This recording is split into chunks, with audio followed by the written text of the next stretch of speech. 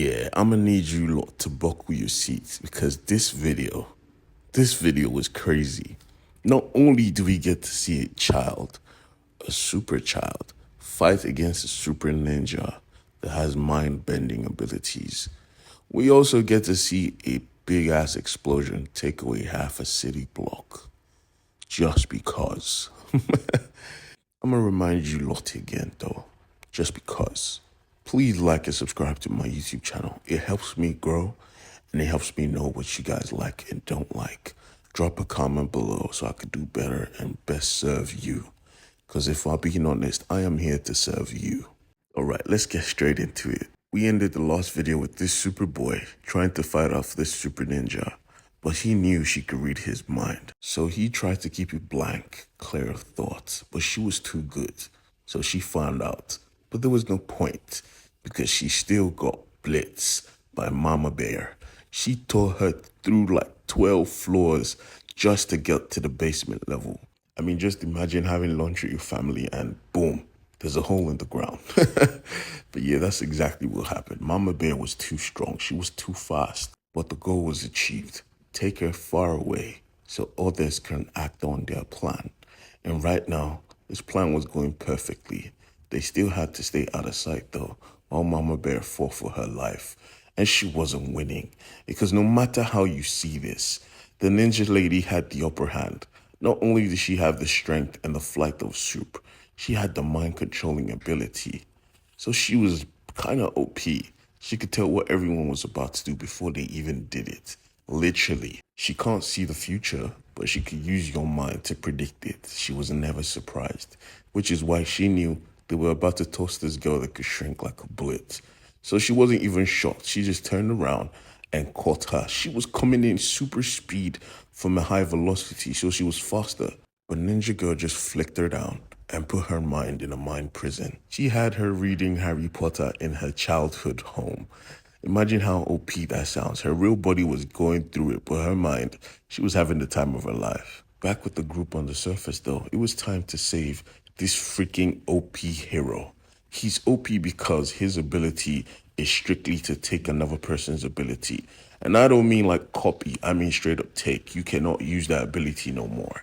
So using a rod that could control time and space, he got into the pod and teleported him back out. He was freezing. If he had stayed in there any longer, he would have frozen to death. But what does that say about this guy they're trying to save? Instantly, he asked Shorty to tase him, bring him back to life. But while that was going on, every hero they brought was losing this battle against this ninja. She was not just strong and fast. Her mind control ability was just too strong. She would defeat you, and she would just put you in a cell in your mind, maybe planting a garden, and you will be helpless in reality to do anything about it. Every single person she went up against was the same thing. Defeat, then in prison. One baby even got put in her mind as a fetus. She was a literal baby forming in her mother's womb in her own mind. Jesus Christ. But thankfully, not all of them had organic brains. There was a cyborg among them, and he managed to blast her, knocking her off her foot, giving others the time to recuperate, which was a welcome development because the key was free. The one hero they truly needed was out. Breaking down the situation to him, he automatically joined their side because not only did he agree with their mission, they also freed him from this prison he would have been in all his life. And so he joined the fight, and boy was he needed because every single hero here was getting their ass beat. I mean, bruh, most of these people were even heavy hitters, so it was shocking as to why they were losing so much. This is when we find out that she as well was part of the first generation born from her parents. She was the daughter of the Utopian's brother, the guy that could use or rather control people's minds. That is why her psychic ability is so strong. And that is exactly why they needed her. They wanted to steal her ability because it was the only ability that could help them take down her father. And as soon as he gained the ability to control minds, she lost. He locked her in her own mindscape And in this mindscape, she wasn't like enjoying herself. The mindscape he put her in was so freaking crazy, it would have messed up anyone else's brain. The mission was a success, and just before they could escape, they realized they were surrounded. Guns trained on every single person here, but nobody was worried because the key just raised his two hands up, and all of them saw their parents doing the devious acts. Imagine just being at your job and somebody just puts the worst image you could possibly see on your screen, or rather in your mind. In America, though, the president and his uncle were about to address the nation because finally they had solved one of the problems they had been trying to battle all this time. And he was taking props for a project he did not lead, he did not head. He was just there to smile and wave for the cameras, with the wife by his side who clearly did not love him, and he didn't love her because he literally stepped in from cheating. He was clapping cheeks before this whole inauguration, whatever. But they were good with putting up a front. He was getting ready to shake hands and ready to give his speech when all of a sudden, from the side of his eye, he could see someone running towards him. Someone who had a bomb strapped to his chest.